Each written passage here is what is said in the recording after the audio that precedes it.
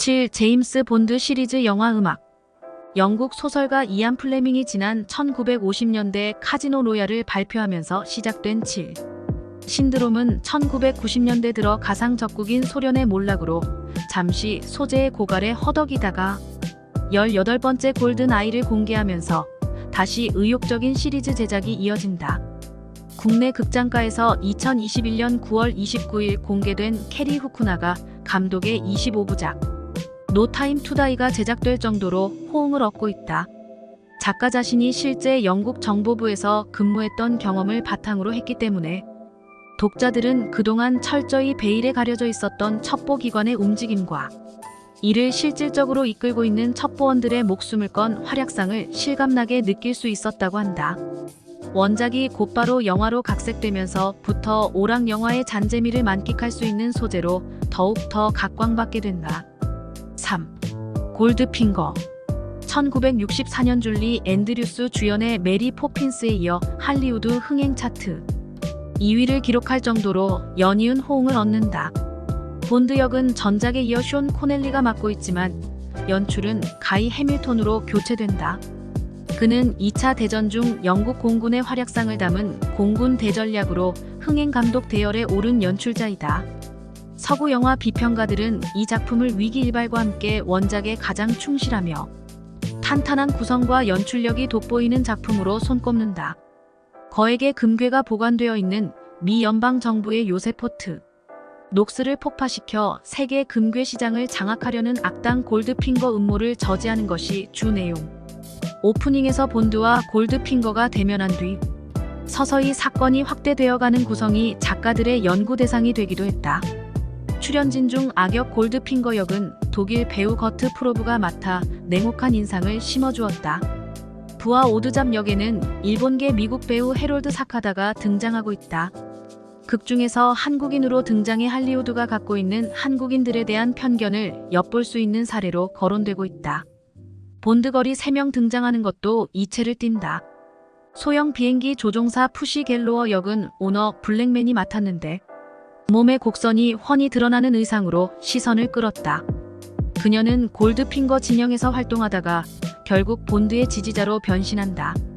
골드핑거의 애인이었지만 본드에게 눈길을 준 죄가로 온몸에 금, 가루칠을 당해 질식사하는 진력은 셜리 이튼이 맡았다. 질의 억울한 죽음에 대한 안갚음으로 망원 렌즈가 달린 장총으로 골드핑거를 사살하려다 오드잡에게 발각돼 목숨을 잃게 되는 틸리 역에는 타니아 몰렛이 등장하고 있다. 존 베리가 음악을 담당했고 타이틀곡 골드핑거는 흑인 여가수 셜리 베시가 끈끈한 리듬 앤 블루스의 특성을 살려 열창해 빌보드 히트 차트 8위까지 오르는 인기를 모았다. 7의 활약상을 부각시켜주는 특수 장비들이 대거 동원됐다. 청소년들의 눈길을 단연 사로잡은 것은 다른 나라로 가게 되면 자동적으로 그 나라 자동차 번호판으로 바뀌고 추적해오는 상대방의 자동차를 따돌리기 위한 연막탄, 기름 분사 장치, 옆 좌석, 사람을 튕겨나가게 하는 스프링 장치 등을 구비한 에스톤 마틴 DB5 자동차이다. 모자챙이 날카로운 강철로 변해 상대방을 살해하는 도구로 쓰일 수 있는 오드잡의 중절모 등이 시선을 사로잡았다. 오락 영화라는 일부의 비난을 극복하고 1965년 아카데미 어워드 음향 효과를 수상하는 쾌거를 거두었다. 4. 선더볼 작전. 테렌스 영이 연출자로 복귀해 발표한 작품으로 지중해 카리브 해안을 무대로 한 스펙터 일당의 음모와 본드의 저지 작전이 주를 이루고 있다. 영국 공군의 조종사가 스펙터가 제공한 거액의 자금과 여자의 향응에 굴복해 핵폭탄을 적재하고 가상 훈련 중인 폭격기를 바다로 고의 추락시킨다. 비행기를 회수한 스펙터 일당은 서방 세계의 반환 조건으로 10억 파운드에 상당하는 금괴를 요구한다. 이를 들어주지 않는다면 핵폭탄을 이용해 주요 도시를 폭파하겠다는 협박을 한다. 이에 핵폭탄 투하 예정 시간 안에 그것을 은닉해둔 곳을 찾아 음모를 분쇄시키기 위한 선더볼 작전을 위해 본드가 나선다. 출연진 중 가장 눈길을 끌었던 인물은 스펙터 집단 악당 라르고 역의 아돌프 셀이다. 한쪽 눈에 안대를 하고 등장한 그는 역대 제임스 본드에 등장한 악당 중 가장 험악하고 잔인한 인물로 남아있다. 본드를 둘러싸고 여러 명의 미녀 배우들이 등장해 늘씬한 몸매를 과시하고 있다. 조종사 여동생이자 라르고의 애인이었다가 후에 칠을 돕게 되는 본드걸 도미노 역은 미스 프랑스 출신의 클라우딘 어거가 맡고 있다. 라르고의 신복이자 스펙터를 대신해 잔인한 살인을 집행하는 피오나 역은 이태리 출신 여배우 루치아나 팔루치가 맡았다. 오프닝 휴양지 장면에서 간호사 폴라로 등장하는 이는 마르틴 베스윅이다. 비밀 무기를 관리하는 크유 역으로 데스몬드 리웰린이 첫 선을 보였다. 존 베리가 음악을 담당하고 주제가 선더볼은 열정적인 무대 매너와 창법으로 인해 팝계의 다이너마이트라는 애칭을 듣고 있었던 탐 존스가 맡아 이후 인류 가수들이 경쟁적으로 7주제곡을 부르게 하는 열기를 몰고 온다. 최첨단 장비 중 개인용 로켓 발사기를 비롯해서 미사일 장치가 부착된 오토바이, 산소 공급 없이 수중에서 호흡할 수 있는 껌 크기의 소형 산소 호흡기, 유사시, 고속 모터보트로 변신하는 라르고, 소유의 요트 등이 시선을 끌었다. 주연인 숀 코넬리는 선더볼 작전의 주요 아이디어를 모방한 7아류작인 어빈 커시너 감독의 네버 세이, 네버 어게인에 다시 등장해 빈축을 사기도 했다. 스펙터가 폭탄을 설치해 파괴하려는 도시는 디즈니 월드가 위치한 마이애미주여서 이 지역 주민들로부터 도시 이미지를 실추시킨다는 애교 섞인 항의를 들었다. 1966년 아카데미 어워드 특수 시각 효과를 수여받는다. 2번 산다. 스펙터클한 액션 장면을 대거 삽입시켜 오락성에 더욱 치중하기 시작한 작품이다. 연출은 후에 나치에 대항하는 레지스탕스들의 활약을 담은 새벽의 7인의 중견 감독 루이스 길버트가 맡았다. 7의 아내 트레이시가 신혼여행길에 블로펠드의 공격을 받고 살해당한다. 잠적한 블로펠드는 일본이 개발한 만능 암호 해독기를 훔쳐내기 위해 외딴 섬의 은둔의 기회를 엿보다가 7의 공격을 받고 응징당한다는 것이 소설의 내용이다. 영화에서는 원작 줄거리가 대폭 수정된다. 스펙터는 일본의 기지를 구축하여 인공위성을 발사해 미국과 구소련 소유의 우주선을 지구 궤도상에서 훔쳐낸다. 그리고 미국과 소련이 서로 상대방을 의심하도록 해 세계대전을 일으키도록 부추긴다. 하지만 이것이 스펙터의 농간이라는 것을 알아차린 7과 일본 정부는 합심해서 블로펠드를 처치한다는 내용으로 바뀐다. 그동안 베일에 가려졌던 블로펠드의 얼굴이 처음으로 화면에 보여지는데 배역은 도날드 프리젠스라는 대머리 배우가 맡았다. 본드걸은 극중 주요 무대인 일본의 여배우들이 맡고 있다. 7과 위장 결혼하는 일본 정보부의 공작원 키스 스스키 역으로 미하마가 등장하고 있다. 7과 힘을 합쳐 활동하다 피살당하는 정보 요원아키 역으로는 아키코 와카바야시가 나온다. 여기에 일본 정보부의 책임자인 타이거 역으로 등장하는 태수로 탐바는 콰이강이, 다리의 사이토 대령 역의 세수 하야카와 레드선, 쇼군의 토시로, 미훈의 등과 함께 할리우드에서 주가를 높인 일본 출신 남자 배우 3인방 중에 한 명이다. 배경음악은 단골 작곡가 존 베리가 맡아 동명 주제곡 You Only Live Twice를 선보였다. 이 곡은 프랭크 시나트라, 장녀인 낸시 시나트라가 초빙되어 불러주고 있다. 빌보드 히트 차트 40위권 진입이라는 다소 저조한 성적을 얻었지만 역대 주제곡 중 가장 아름다운 멜로디와 노랫말을 담고 있다. 가방에 넣고 다니다가 필요시 조립하면 1인승 소형 헬리콥터로 변신하는 특수무기를 비롯해 금속 탐지기용, 볼펜, 독침이 발사되는 담배 등이 이색무기로 선보이고 있다. 일본의 적극적인 협찬을 의식한 듯 일본 도요타사 제작의 스포츠카 2형 GT, 전통 씨름의 일종인 스모, 기모노를 입고 등장하는 전통 결혼식 장면 등을 삽입하여 서구인들의 이목을 끌었다. 타이틀도 일본 시조 시인의 시 구절에서 인용했다는 이야기도 제기됐다. 6. 카지노 로얄. 네버 세이 네버 어게인과 함께 7아류작으로 평가절하되고 있지만 6명의 감독과 피터 셀러즈, 우디 알렌, 본드걸 1호 우술라 안드레스 등 초호화 출연진을 자랑하고 있다. 감독 중발 게스트는 데이비드 니븐과 우디 알렌 출연 장면의 연출을 맡았다. 켄 휴즈는 베를린 장면, 존 휴스턴은 제임스 본드 저택 장면과 스코틀랜드 고성 장면, 조셉 맥그레스는 피터 셀러즈, 우술라 안드레스, 오손 웰즈 촬영 장면의 감독을 맡았다. 로버트 페리시는 피터 셀러즈와 오손 웰즈 출연 장면의 연출을 맡는다. 리차드 탈마지는 라스트 장면의 감독을 맡는 등 분할 작업으로 작품을 완성하는 방법을 사용했다. 출연진을 살펴보면 치력은 데이비드 니븐, 그의 조카 지미 본드에는 우디 알렌 사이비, 칠로는 피터 셀러즈 등 주로 희극 배우들이 배역을 맡아 코믹성에 치중했음을 느끼게 했다. 최고 스파이로 활약하던 제임스 본드는 사랑하는 여인 마타 본드 조안나 패텍. 죽음 이후 스파이의 세계를 떠나 은둔한다. 이후 세계의 스파이들이 살해 또는 실종되는 사건이 연이어 발생한다.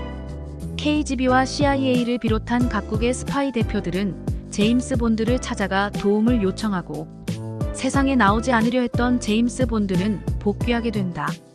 하지만 그는 현업보다 후배 양성을 위해 더욱 노력한다. 이때 성적인 열등감에 빠진 본드의 조카 지미가 세계를 지배하려는 음모를 꾸민다. 복제 프로그램을 만든 그는 세계의 지도자들을 납치하는 만행을 자행하지만 결국 삼촌 본드에 의해 부당한 행위를 중단당한다. 음악은 무법자들의 비극을 그린 내일을 향해 쏴라 중 테마곡 레인트롭스 킵 폴링 온 마이 헤드를 선보여 아카데미 작곡상을 수상했던 버트 바카락이 맡았다. 흥겨운 리듬의 주제곡 카지노 로얄은 최고의 트럼펫 주자로 명성을 얻고 있던 허브 엘버트와 티우아나 브라스 밴드가 연주해 주어 1967년 빌보드 팝 차트 20위권까지 진입하는 성과를 거두었다.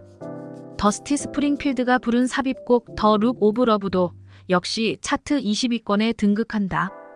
이외 버트 바카락 작곡의 왓츠 뉴 푸시캔, 존 베리 작곡의 본 프리 클로드 드비시 클래식 명곡, 클레어 드룬 등이 배경곡으로 차입되어 음악적 관점에서는 어느 정도 인정을 받았다. 코난 도일이 셜록 홈즈를 탄생시켰듯 이안 플레밍은 제임스 본드라는 가상 첩보원을 만들어 그가 흡사, 실제로 현존하는 인물 같은 친근감을 주는 데 성공한다. 작가는 1964년 8월 12일 불의의 교통사고를 당해 56세로 타계하고 만다. 작가는 생전에 13편의 7시리즈 소설을 발표했고 이후 시나리오 작가들의 아이디어가 가미돼 영화로 계속 만들어지고 있다. 프런티어의 기수로 전 세계 정치계를 뒤흔들었던 존 F. 케네디가 7소설의 열렬한 애독자여서 영국 방문 당시 작가를 특별 초빙해 뉴스거리를 제공하기도 했다. 참고로 이안 플레밍이 발표한 제임스 본드 시리즈 소설 13편과 작고 후 발견된 2편의 작품 등 총 15편의 소설 리스트는 다음과 같다. 카지노 로얄 7 데뷔작, 골드핑거, 나를 사랑한 스파이, 다이아몬드는 영원히, 살인번호, 2번 살다, 리빙 데이라이트, 작가 사망 이후 발견된 유고 작품, 죽느냐 사느냐, 문레이커, 선더볼, 여왕 폐하, 옥토퍼시, 4호 발견 유고 작품, 위기 일발, 포 유어 아이즈 올리, 황금총을 가진 사나이, 소설의 인기를 눈여겨본 영화 제작자, 알버트 R. 브로콜리, 해리 셀츠만은 의기투합하여 연출자로 테렌스 영, 제임스 본드 역에는 당시 무명 배우였던 숀 코넬리를 전격 기용해 살인번호를 영국 런던에서 1962년 10월 5일 전격 공개하면서 20세기에서부터 21세기 영화 사상 최장기 흥행물인 제임스 본드 신화의 서막을 알리게 된다. 영화가 폭발적인 인기를 얻자 할리우드에서는 원작에도 없는 아류작 카지노 로얄이 1967년 네버 세이 네버 어게인이 1983년에 발표되는 해프닝이 벌어져 원작 국가인 영국 영화계의 강력한 항의를 받고 모방작 연속 제작이 중단되는 사건이 벌어지기도 했다. 영화가 기대 이상의 폭발적인 성원을 받자 원작자 이안 플레밍은 제임스 본드의 정체를 밝혀달라는 소설, 독자들과 영화 관객들의 압력을 받아 비록 가상의 인물이지만 자신이 설정한 제임스 본드의 인물 성격을 공개했다. 그 자료에 의거해 제임스 본드의 신상을 정리해본다. 출신 1922년 스코틀랜드 부친과 스위스인 모친 사이에 태어남. 학력 영국 명문사립 이튼 학교를 거쳐 옥스퍼드 대학에서 법학과, 심리학 수학. 경력 애인이 교통사고로 사망하자 그 충격으로 학교를 중퇴하고 영국 정보부에서 임시 직원으로 사회생활을 시작한다. 2차 대전 중이던 1944년 해군 장교로 입대해 실제 전투에 참가하는 등 실전 경험을 쌓는다. 해군 중령으로 예편한 뒤 영국 첩보부의 정식 직원으로 채용돼 해외 특수 공작 업무를 담당하는 M국에서 고도의 특수 훈련을 받고 프로 첩보원으로 변신한다. 정보부 특성상 그는 7이라는 특수 공작원 암호를 부여받는다. 영은 임무 수행 중 필요시 살인을 해도 면책 특권을 받는다는 표시이고 7은 그를 지칭하는 번호이다. 직속상관은 M이라는 암호로 불리며 해군 제독 출신이라는 것 외에는 본드 자신도 실제 정체를 모른다. 그가 위기에 처해 있을 때 기발한 대응 무기를 제공하는 협력자는 크유이고 미스머니 페니는 그의 수족이 돼주고 있는 미모의 여비서이다. 개인적 취향으로 보면 본드는 대단한 미식가이며 마티니를 즐겨 마신다. 마음에 드는 여인을 유혹할 때는 샴페인의 일종인 페리옹을 마시는 등 귀족적인 분위기를 갖고 있다. 불어와 독어에도 능통한 국제통이며 스키, 골프, 수영 등을 즐기는 만능 스포츠맨이다. 본드가 늘 타도의 대상으로 삼고 있는 숙적은 비밀정보기관 KGB의 스메류스 요원과 동버는 일에는 물불을 가리지 않고 관여하는 국제범죄 조직인 스펙터의 두목 에른스트 스타블로 블로펠드이다. 절친한 친구인 CIA 요원 펠릭스 레이터가 암살당하자 살인 면허에서는 개인적인 원한에 사용해서는 안 된다는 이유로 살인 허가 취소되는 와중에서도 친구의 복수를 위해 혼신을 다하는 의리 있는 모습을 보여준다. 임무 수행 중에는 주로 독일산 월터형 PPK 7.6mm 권총을 휴대하고 있다. 초창기에는 이태리산 베레타 25구경 권총을 사용했는데 위기 일발에서 위급할 때 작동하지 않아 하마터면 목숨을 잃을 뻔한 위기를 겪은 뒤 독일제로 바꾸었다. 역대 7 제임스 본드 작품 리스트 및 테마 음악 사연은 다음과 같다. 1. 살인번호 드라이브. 노. 7영화의 서막을 알린 뜻 깊은 작품이다. 원작자 이안 플레밍이 시나리오 초안 때부터 적극적인 관심을 쏟아 흥행작이 되는데 크게 기여했다. 본드로 열연한 숀 코넬리를 일약 톱스타로 만들고 M역의 버나드리, 미스머니, 페니 역의 로이스 맥스웰은 이후 10여 편 이상의 시리즈에 연속 캐스팅돼 최장기 조역 스타라는 이색 기록을 남겼다. 연출자 테렌스 영은 1950년대부터 탱크포스 밤의 불청객, 애수의 크리스마스 등 일련의 액션 멜로물을 만들면서 오락영화 분야에서 입지를 넓혀왔는데 초창기 7영화 총 3편을 만들면서 본드의 이미지를 구축하는데 결정적인 역할을 했다. 극중 배경은 웨스트 인디 제도에 위치한 자마이카. 인적이 드문 이곳에 비밀 기지를 구축해 미국에서 운영하는 인공위성과 미사일의 움직임을 방해하는 중국인 노 박사의 음모를 차단하는 과정이 주요 줄거리이다. 노 박사 역은 중국 출신 미국 배우 조셉 와이즈만이 맡아 사실감을 높여주었다. 여성을 눈요깃감으로 전락시킨다고 비난받는 본드걸은 스웨덴 출신 우술라 안드레스가 맡았다. 이 작품의 음악은 거의 무명에 가까웠던 몬티 노만이 맡았지만 제작 도중에 존 베리로 교체됐다. 본드가 총구 안을 걸어가다가 재빨리 돌아서서 총을 쏘면 화면이 붉은색으로 가득 차는 오프닝 장면에서 흘러나오는 제임스 본드 테마가 빅히트 된다. 2. 7위기 일발. 전 세계 영화가에서 폭발적 호응을 얻어 이 작품으로 인해 7영화의 상업적 성과가 드높아지기 시작했다. 본드와 그의 숙적인 범죄 집단 스펙터와 두목 블로펠드 한 손이 도슨가 등장한다. 블로펠드는 음흉한 목소리와 함께 고양이를 쓰다듬는 손만을 보여주면서 철저히 자신의 정체를 감춰 공포감을 자아냈다. 터키 이스탄불을 무대로 본드를 이곳으로 유인해 처치하려는 스펙터 집단의 음모가 긴박감 있게 펼쳐진다. 원작에서는 KGB가 7을 제거하기 위해 혈안이 되어 있는데 영화에서는 이를 부분 수정해서 스펙터가 KGB에 침투해 있는 자신들의 요원을 내세워 7 제거 작전을 펼치는 것으로 진행된다. 극중 시속 200km로 달리는 오리엔트 특급 열차 안에서 살인 전문가 그랜트 로버트 쇼가 파놓은 함정에 빠져 목숨이 경각에 놓인 본드가 위기 일발의 순간을 넘기고 살아나는 장면은 객석의 탄성과 박수 세례를 불러일으킨다. 늘씬한 본드걸 타티아나 역은 미스 이태리 출신 다니엘라 비안치가 캐스팅된다. 그녀는 스택터의 음흉한 술수를 눈치채지 못하고 조국 구소련에 대한 충성심으로 치를 유혹해내는 역할을 해낸다. 섹시함보다는 청순함이 느껴진다는 평을 받는다. 작곡은 영국 출신 작곡가 존 베리가 맡아 제임스 본드의 신화를 이어간다.